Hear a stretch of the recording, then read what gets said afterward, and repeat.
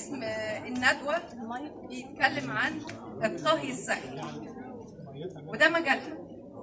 احنا في شركة AMC طبعا أول ما بنلاقي مجال عن الطهي الصحي لازم نكون موجودين. لكن حضراتكم بتتكلموا على أنظمة وعلى مواد، لكن حضراتكم بتتكلموا على الطعام ومكوناته، ما تكلمتوش ازاي هنطهيه طهي صحي وازاي نحافظ على الفوائد اللي ربنا خالق فيه الاكل والفيتامينات.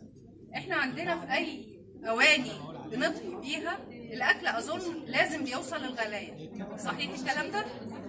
فانتوا لازم بعد الغليان بربع ساعه بنص ساعه اكتر من كده كل الفيتامينات بتتكسر، وبنحصل بعد كده على الياف غير ذات قيمه.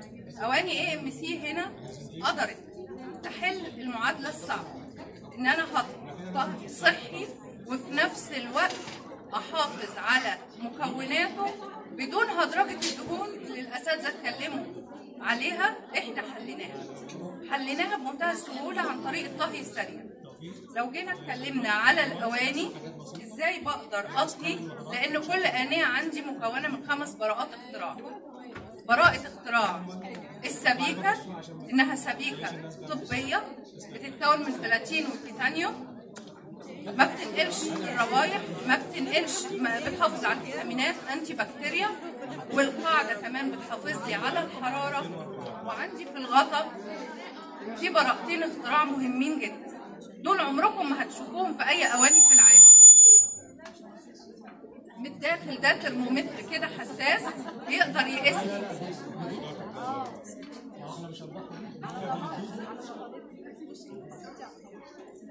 من الداخل ترمومتر حساس بقدر اقيس بيه درجة الحرارة داخل الآنية عشان ما افتحش الغطا واقطع الدايرة البخارية.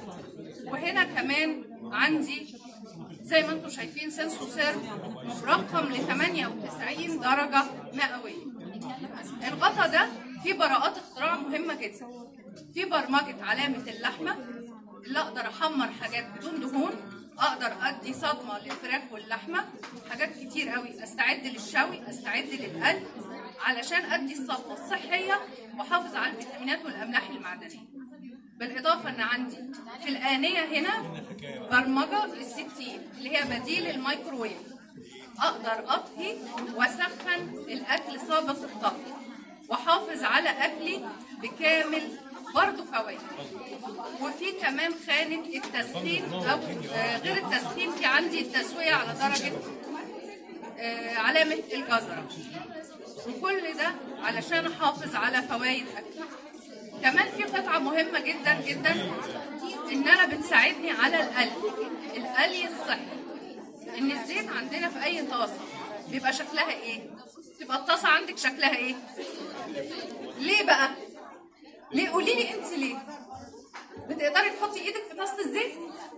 طيب انا هنا الطاسة اللي عندك الزيوت اللي جواها اتخدرجت وتحولت لمادة الأركولاين اللي بترفع الكوليسترول وتسد الشرايين وبتحدث الجلطات. هنا بقى عندي قطعة الووك القاعدة بتاعتها ثلاثية عشان تحافظ على الفيتامينات، عشان تحافظ على الزيت كأنه في الإزازة. ده تخيلي انك تقدري تقلي السمك وفي نفس الوقت تقلي في بطاطس ولقمة القاضي وبلح الشام في نفس الوقت او بعد بعض، او تاخدي الزيت اللي قليتي فيه السمك تصفيه وتدخليه في مخبوزات. ده يرجع لفضل السبيكة دي بتدخل في دعامات القلب وشرايح العظم. احنا هنا بنتكلم على مستوى عالي عالي عالي من الطهي الصحي عشان نحافظ على فوائد الاكل. مش الاكل الصحي بس ان انا اروح للخضري والفكهاني وبتاع الفراخ واللحمه اجيب احسن حاجه، لا، الطهي الصحي يكمل بالطهي الصحي.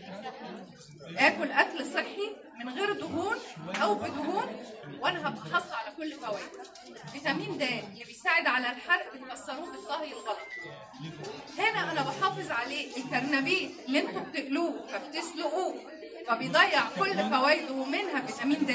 يمكن دكاتره التغذيه كتير اتكلموا على ان فيتامين د في الكرنبيت كتير جدا، مع السلق بينزل في الميه وبيتكسر. لكن هنا انا ما بسلقهوش، انا بجيبه وبغسله بحطه في الصوص وبقلي في الزيت وعلى درجه حراره ما بتوصلش ل 100. الزيت ما اتهدرجش، ما فقدتش فوائده، وطلع مستوي من جوه ومقرمش من بره، وكل ده في دقايق. طبعا ده بمنتهى البساطه على اي بوتاجاز عندي، انا مش محتاجه حاجه مخصوص. لكن طبعا الشركه بتقدم لي منتج متميز جدا جدا، الطهي الاوتوماتيك ده كمان مستوى اعلى اللي يساعدني على الطهي او اختصار الوقت، وفي نفس الوقت الطهي الاوتوماتيك. الشركه عملت لي كل ده ابلكيشن على الموبايل اقدر اتابع حلتي وانا في اي مكان في الشقه. يرن الموبايل اروح اشوف عايزاني اعلي النار او اوطي النار او اكلتي استوت. حاجه ثانيه اخترعوا لي قطعه مهمه جدا،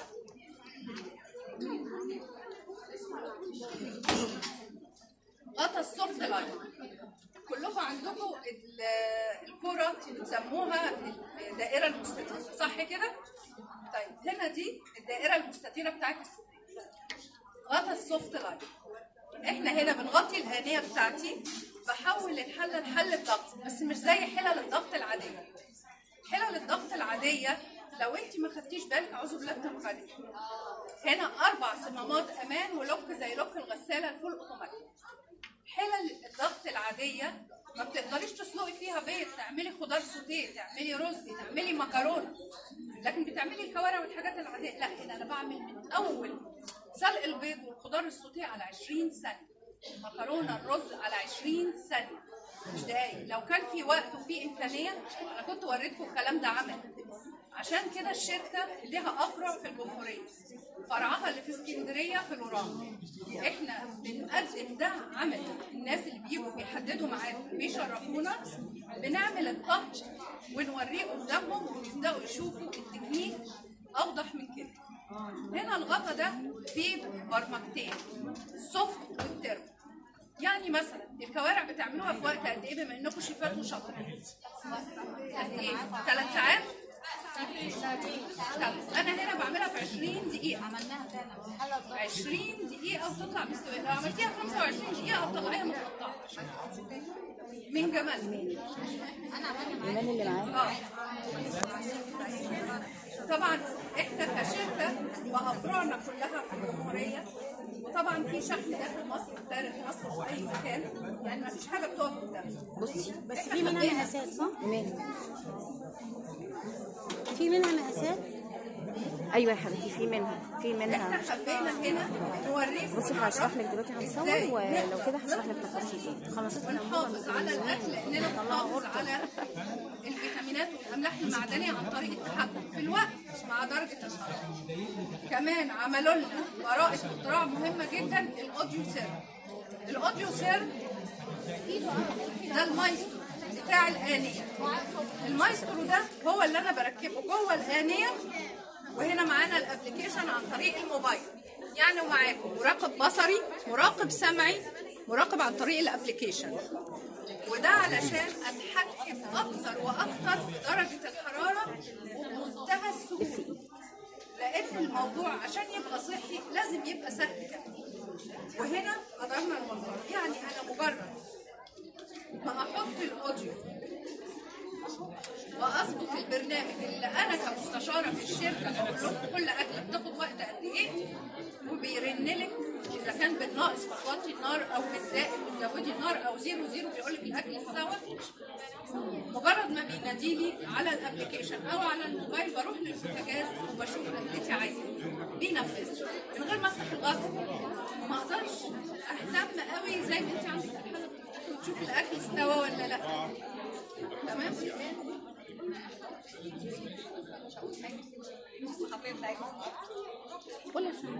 طيب في حد عنده سؤال على الكلام اللي انا بقوله الاول؟ في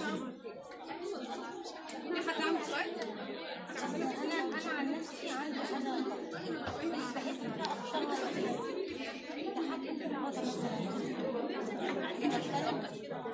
تعالي لي انت وتعالي.